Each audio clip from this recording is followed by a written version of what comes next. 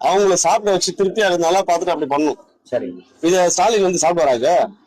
சும்மா அவங்க உட்காரும் போது மட்டும் நல்லா உட்கார வச்சு நல்லா விருந்து மாதிரி வச்சு செஞ்சு ஸ்டாலினும் ஒரு உதயநிதி ஸ்டாலினும் சாப்பிட்டு போயிடறாங்க. யாரும் இப்ப லோக்கல் வந்து பார்க்கணும் இல்ல, எல்லாமே ஒண்ணுமே வந்து பார்த்தா இட்லி மாத்தி கொடுத்துருக்கு சார். இப்போ நான் நாளைக்கு வந்து பாருங்க, கழிநீர் தண்ணியை விட கேவலமா இருக்கு. கழிநீர் தண்ணியை விட கேவலமா இருக்கு. யாரா பண்ணுவாங்களா பார்த்து ஒண்ணுமே இல்லை. இதுல பேகவே இல்லை இருக்கு.